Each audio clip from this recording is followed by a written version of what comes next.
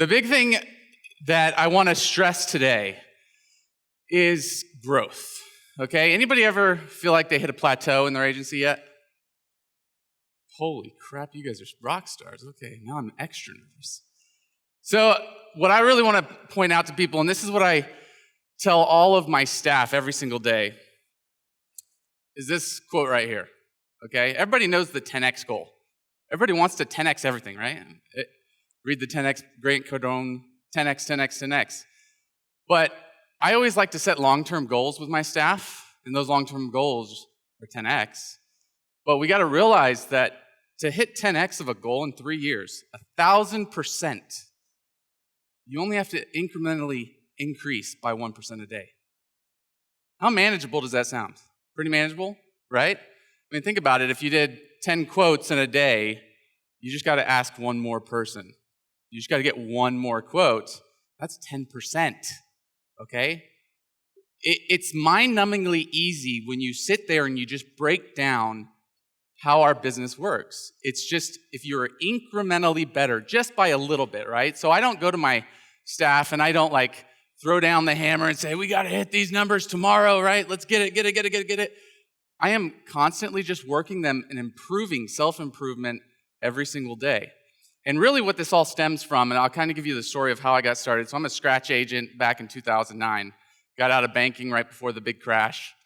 And I'll never forget 6 months into my career.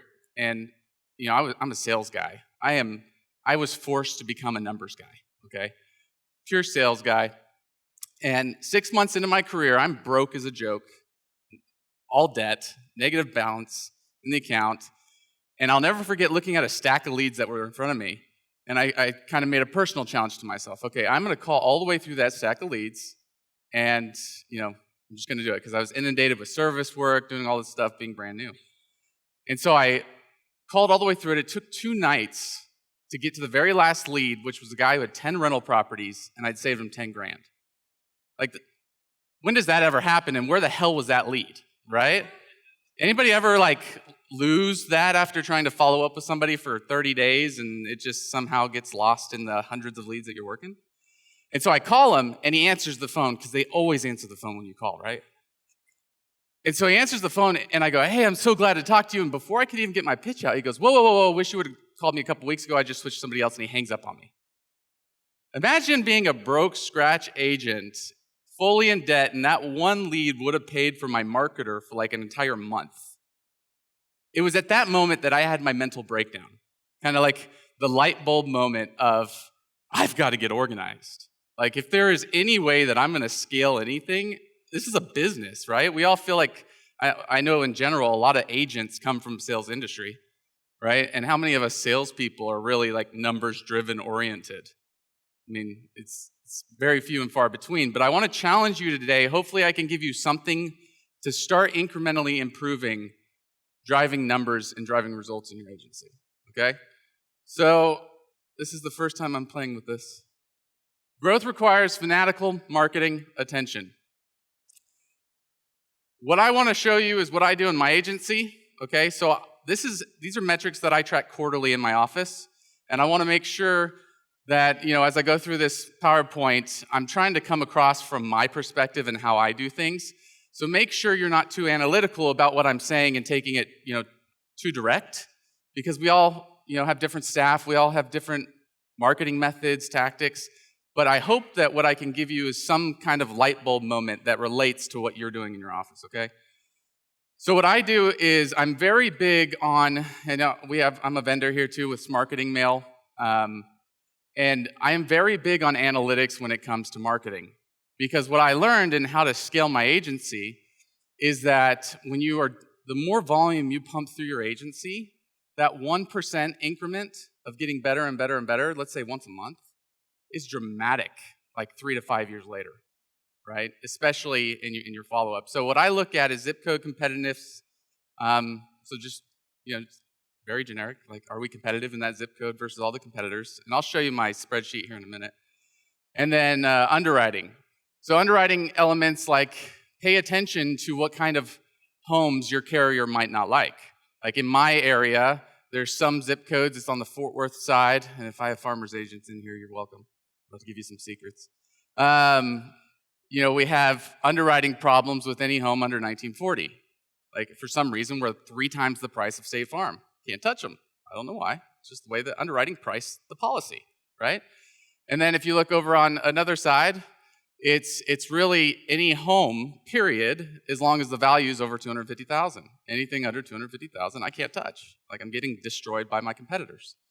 But if you don't know that as an agent and you're just spraying and praying marketing dollars everywhere, you're just gonna waste a bunch of time and money getting calls from quotes you shouldn't be doing in the first place because you're probably not competitive, right? Versus having your payroll work on things that are more competitive. So that's just things that you need to be really aware of is zip code competitiveness on your and underwriting. Beware of corporate data. So I ran in, and this is just kind of like a general.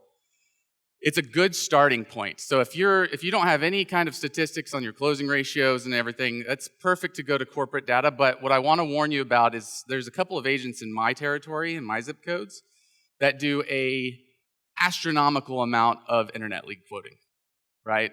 And so if you're not paying attention to the volume in quoting, the closing ratios get hurt big time, right? Especially if there's people fake quoting. You'd be shocked.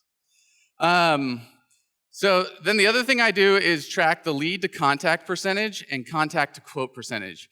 So lead to contact is how many people are answering the phone. I don't care if you tell me to go to hell. I just want to know somebody answering the phone. That tells me, do I get a good list, right? And then I'm looking at contact to quote percentage. This is one of my most important metrics, okay? The reason why it's my most important metric is consumer intent, right? This person, and when I say quote, it's not sending them an email with your numbers, okay? A quote is somebody who gave me permission to talk to them about a quote, and I pitched it to them, and they bought it or they didn't. It doesn't matter. What I want to know is all my marketing methods that I'm trying, is their intent there? Did they want a quote? And it's extremely important to keep track of that. Now, automation, this is something that I just got into because I'm also into tech a lot. Automation improved our contact rate by 150%, okay? What we do is anytime an internet lead hits our software, we immediately shoot them a text message, and at the very end of this slide, I'm gonna actually show you the script we use to get our response rate where we do. But anytime we were calling these internet leads, we were getting about a 20% contact rate within the first 14 days. Does that sound about right for most people? I see a lot of nods. When I added texting, it's now total 52% in the first 14 days. How dramatic of an ROI increase does that, right? Going from 20 contact to 52. It made a huge difference. And so what do I do now? I fill my plate up with a little bit more internet leads. So automation is a really big key that helped us drive success in contact. And then here's a big mistake that a lot of agents make is they don't calculate ROI on the lifetime value of a customer. Anybody guilty of this? You probably don't want to raise your hand. Okay, yeah, you got one. Honest person. So what I look at is, especially with direct mail. Direct mail is a really expensive marketing tactic, okay? And I always tell agents that if you make at least 60% ROI in your first year on direct mail campaigns, it is a freaking home run unless you have a 0% retention. Because when you're looking at it, if I have, let's say I'm in Texas, so hailstorms kill my retention. Let's say I have an 80% retention rate. That means I have a 5-year lifespan of a customer. And if I got 60% in the first year, it means I have a 300% return on my investment. Anybody in here want to invest for a 300% return in 5 years? This is why we're in this business, right? So make sure any marketing tactic that you're using, you're calculating the lifetime value of the customer, not your first year's ROI, okay? I get a lot of people that ask me, do I calculate commissions? Do I do things like that? I personally don't because it's just a first-year expense. So like renewals and servicing and all that, I don't dive that deep into the numbers. I'm not that nerdy. Active versus passive marketing, okay? Both work, but you have to make sure that you have the right team and the right follow-up strategy. So this is another big mistake that I found really early on in my career, is I would have great team members, but I was making them do something that they weren't best at. You know, when you look at like a relay team, you got like 4 people on a relay, there's a reason why people run where they run, right? And so I was catching myself creating hybrid positions, like somebody who's good at service, make them good at telemarketing or cold calling, make them really good at sales, and I would plateau really quick. And so what I found is that anytime I'm about to attempt a new marketing method, I really break down what's the requirement, what does that person look like, irregardless of my current team. I say, okay, if it's active marketing, and we're looking at high volume, small tweaks to create, you have to do small tweaks to create high demand. I was talking about making incremental improvements. But when you're looking at what type of person needs to be in that seat for active high volume marketing, you need to make sure that you have that person in place for that marketing method, right? And passive marketing, sorry, I'm getting, hard to see. Back to active marketing, the tweaks and the improvements that I was talking about over time, these are some extremely good takeaways, especially for producers in here. Anybody track claims falling off? Good. If you're not tracking claims falling off, you are wasting an enormous amount of money. So like with internet leads, our closing ratio on internet leads doubles by the 18th month, simply from religiously tracking a claim falling off before 30 days, right? We have an automation track that hits them 30 days before. Do not tell people that you just had a claim fall off, because they're going to go back to their carrier and shop the rate again, okay? Say, hey, Mr. or Miss So-and-so, good news, we just lowered our rates for you, right? Be careful about how you word that, right? But teenagers aging out of the household has been also a huge hit for my office.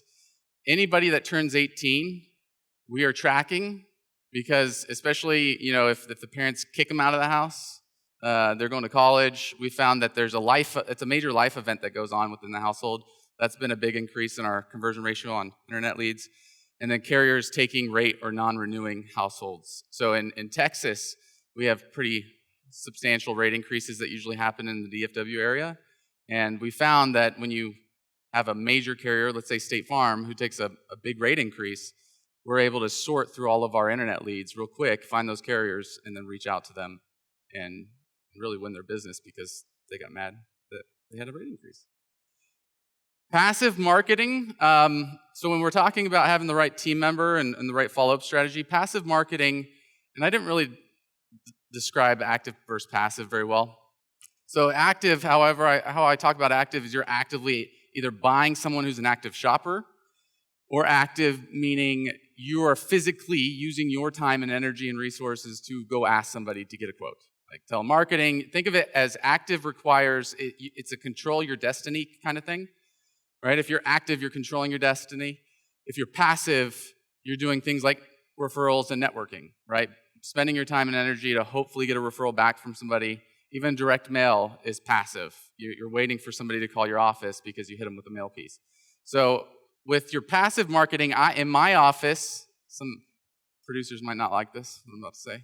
In my office, I use my passive marketing inbound calls as carrots. Okay, and what I mean by that is I will never give a direct mail inbound call to someone brand new. Those are the most expensive marketing tactics that I have.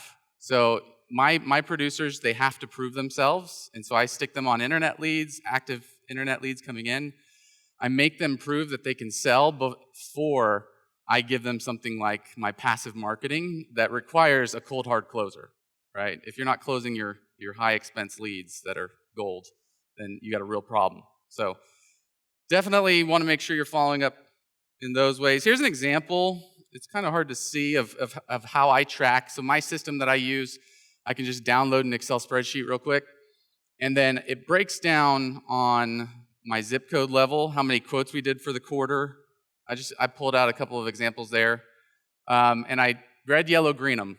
So real simple. How many quotes I did, my quoted premium, how much premium I sold, And then down below is my closing ratio overall, home closing ratio, auto closing ratio, average home savings, and average auto savings.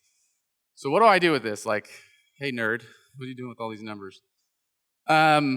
This is my saving grace. This is why I actually only go to my office about 2 to 3 hours a week, okay? But it's a very small team that's consistently outproducing my expectations. And the reason why is I'm fanatical about my marketing numbers, okay? I can easily look at this spreadsheet once a quarter and then just go to all my marketing sources and say, hey, my auto insurance is extremely competitive in this zip code. I'm going to stop spending money in these zip codes and just funnel it right there, because guess what? We don't get to control rates. We don't get to control our competitors. All you do is get to control where you spend your money. And if you know where you're spending your money, like if auto is competitive, drive auto. If your home is way out of whack, like I have a zip code that I'm way out of whack on home, guess what? I don't send direct mail to that zip code anymore.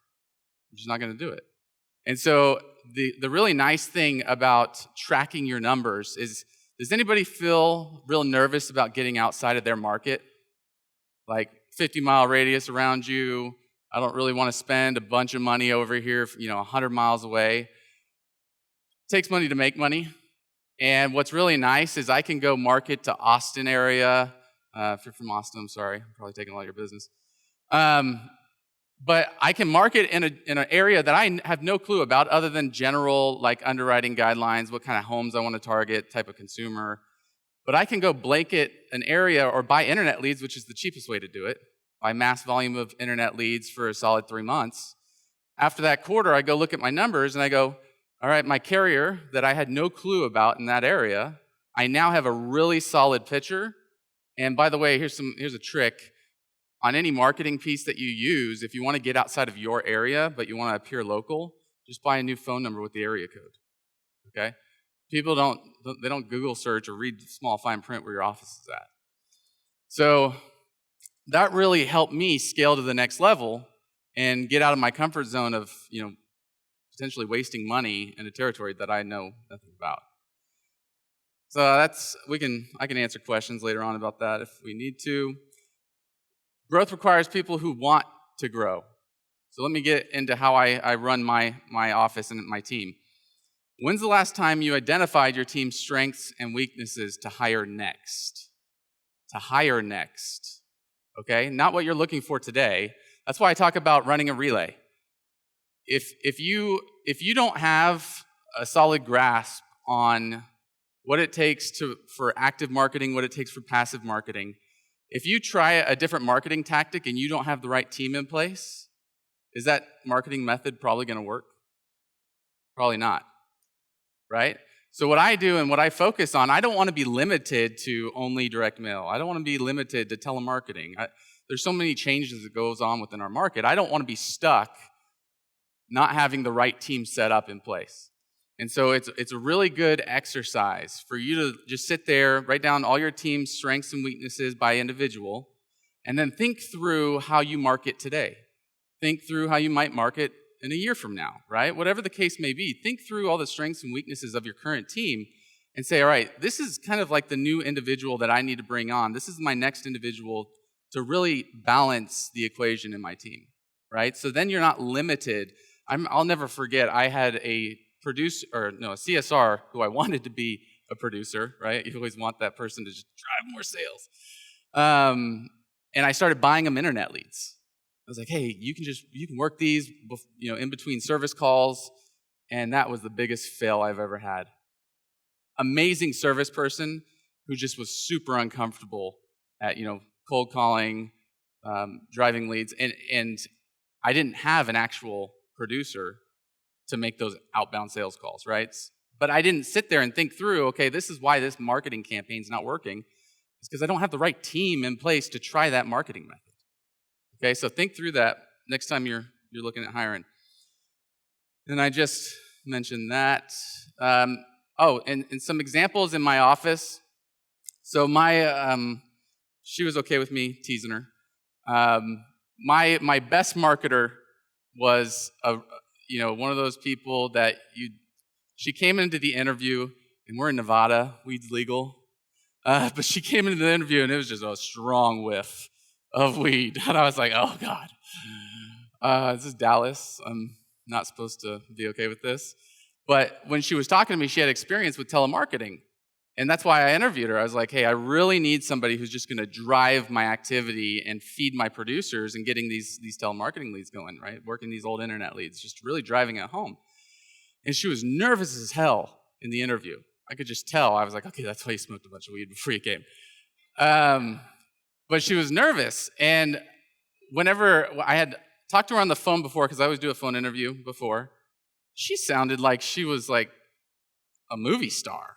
Like, I was okay, like, this is a really good person. And then I see him, I'm like, oh my God, what happened?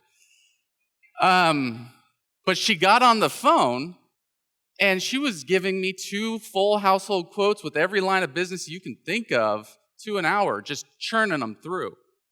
And I paid her worth her weight in gold, right? And she only stayed with me for 2 years because she went on to starting a family, but at the same time, that was 2 years of just rock star, right? So make sure that if you're interviewing, especially for telemarketing, that phone voice is so important, right? And that personality that just drives home. And just be open-minded. Like, for example, my worst producer became my best, okay? But there was only one trait, and I'll never forget reading a book by Ray Dalio, Principles. I don't know if any of you guys have read that.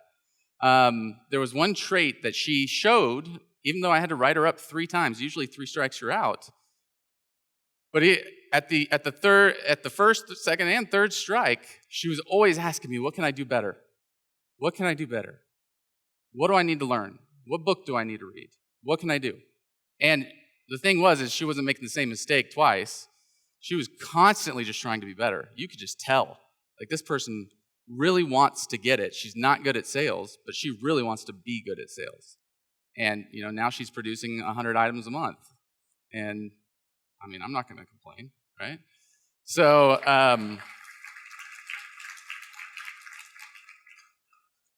really, you want to look at strategies to find and improve staff's efficiencies as well. So this really helped me out.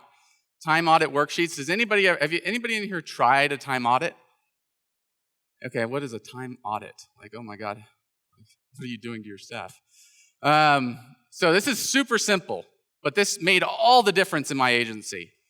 And I'm going to tell you, it wasn't as much as auditing my staff on what they're spending their time on, and I'll explain what it is. The biggest mind shift ever came from this, and it's because my staff started respecting their time. How many times have you found people just dilly-dallying? Like, what the hell are you doing? Right? When I started doing time audits, everyone cares what they're doing. It's and if they don't care what they're doing, you need to have a conversation. So what a time audit is we have just a simple Word document, and it says, this task took longer than, and what I mean by longer than is it wasn't supposed to take that long. Like, something that identifies a potential process that's broken. So 5 minutes, 15 minutes, 30 minutes, and an hour. An example would be billing, underwriting. Like, how many times do you love calling your corporate and holy shit, it was a 60-minute ordeal that should have taken 5 minutes, right? That was our biggest thing that we ran into. And so what we ended up doing, a big takeaway that you can take to your office, is we have a 10 and a 2 rule. So at 10 a.m., we do things that like calling underwriting, calling billing, and same thing at 2 p.m., calling underwriting, calling billing. Typically, we found, at least in our area, that's usually the best times that we get the fastest response from them. But then we keep a list of everybody that called in either the night before or the morning of, and we take care of all of those tasks at that time, right? So unless it is an emergency with a customer that they don't want to get off the phone, it has to be taken care of right now. I'm not going to lose a customer over that, but what we do is we sunset rule. We tell the customer we're going to call you right back. If it's 11 o'clock and you called us, we're taking care of all these things at 2 o'clock. We're going to give you a call back right after we get done with that, and we'll tell you what happened. So that has really saved a lot of my time, especially with my book size, because I only have 2 CSRs. managing a $13 million book. And if you think about it, the time audit, it was critical for me to keep my payroll where I needed to keep it, but just make everybody efficient, right? I mean, if you get stuck on the phone for an hour with your underwriting team, and how many calls are coming in, is that a good customer experience for those customers that are calling in while you have one person down? Like, maybe it's going to voicemail. So think through that process. And again, it's only for things that shouldn't have taken that long, okay? And then you can look at like task management. You can look at all sorts of systems and processes that might be broken in your office that you didn't know, that maybe your staff knew they were broken, right? Maybe they're bitching about it behind your back. But at the same time, now it's kind of like a collective feeling in the office that we care and we respect our time. And so what I did 3 times. So first month, second month, third month. Then it was overkill, right? I understood what was going on. And then I just do it quarterly. And nobody cares because it's as simple as just write down what happened, the customer's name, and how long it took. That's it, right? So it's a good takeaway. I was talking about the 1% daily goal. We have a 5% weekly goal. And again, it is stupid simple. So I have a little Post-it note. I'm a Post-it note freak. We tally on it. So like if it's life insurance is the goal that week, how many times are you going to ask somebody about life insurance? Well, last week or the time before we did 5 times I asked. Okay, this time you're going to ask at least 6. Whatever the case may be, we need to do at least a 5% increment in your goal. And it becomes really simple when you break it down that much versus like, hey, this month we need to hit this giant goal over here, right? So we have a weekly, and I change the goal every week, just a new flavor of the week, just so it doesn't become, very defeating if you don't hit your goal over and over and over again for the same thing. And we always want to improve, and so I have coaching things that we talk about with my team. Like if it's about life insurance, let's do some quick life scripts. If it's about cross-selling, let's go through some scenarios of cross-selling. So every single week that we have a goal in the office to improve, I'm always trying to give them some content in order to improve. Huge takeaway. How many of you agents in here or managers hate listening to phone calls? Oh my gosh, I hate it so much. Okay.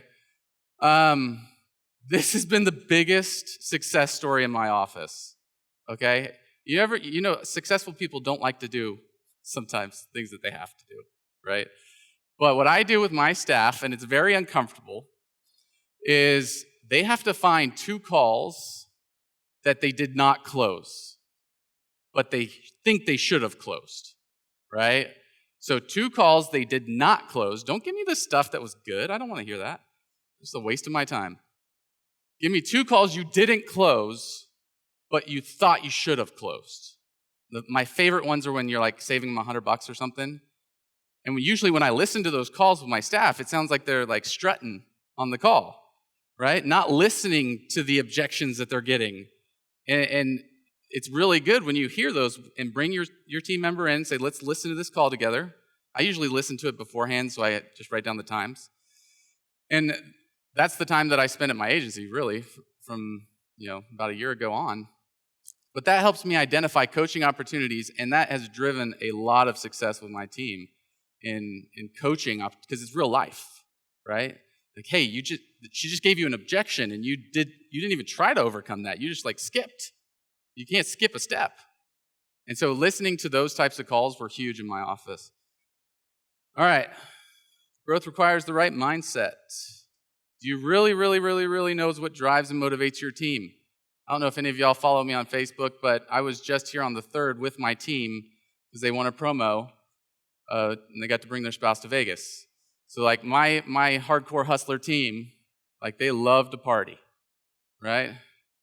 And so the year before, I took them to the Turks and Caicos. They won that trip, right? I'm sorry, agents. But guess what? There was a big premium goal they had to hit, okay? I always look at making sure that they're going to pay for that damn trip, right?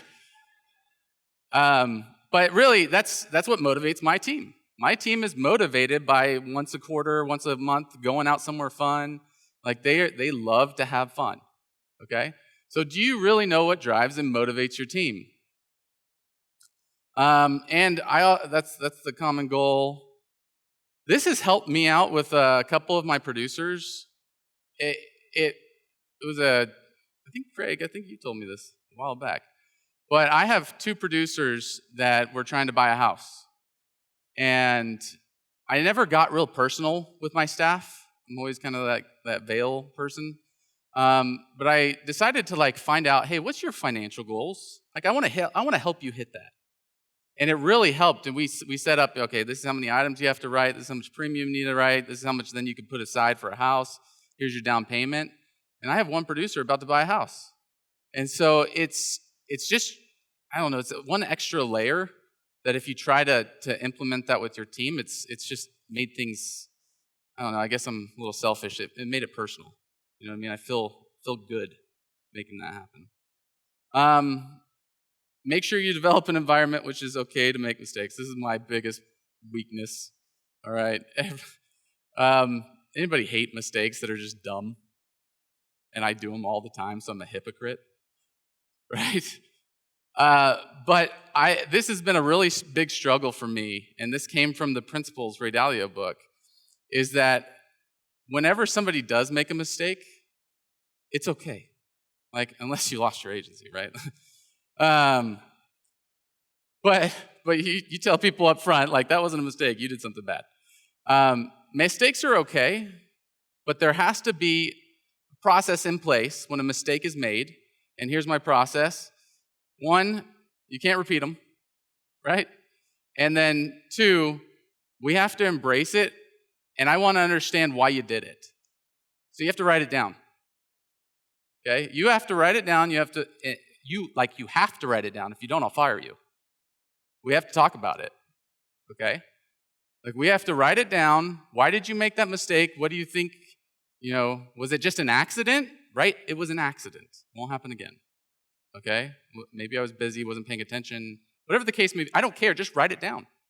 There's something about writing down mistakes and being self-reflective that really changes your mindset about how you're going to look and perceive at things in the future, right? And it really helps you not make those same mistakes twice. Reward progress. Take them to Vegas. Take them to Turks and Caicos. You're welcome, staff. Okay.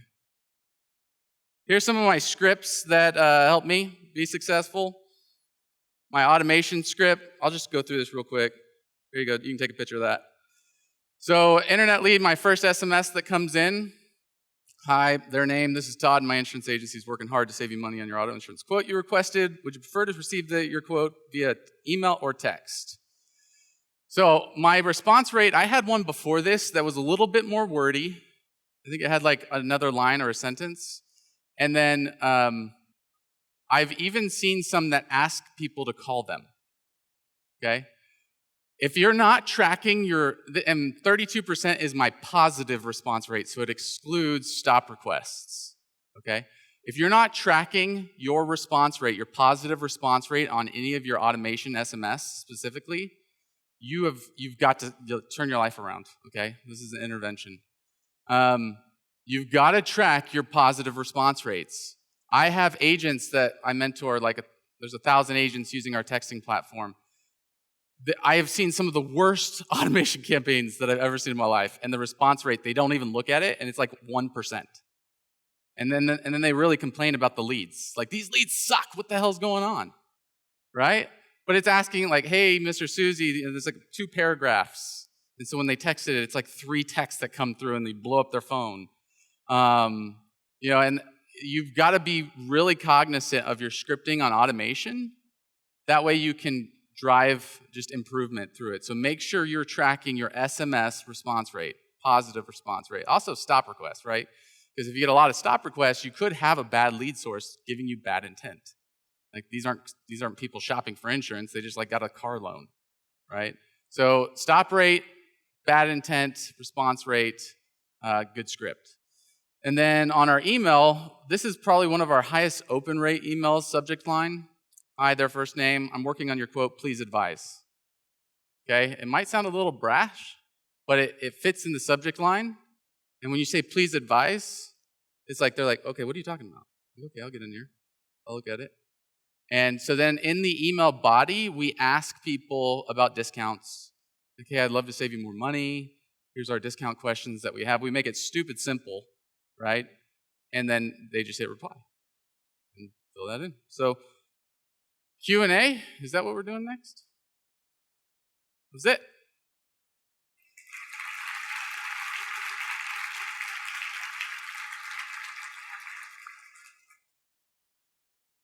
What? I can't get past your bedazzled mask. I don't. Anybody got any questions?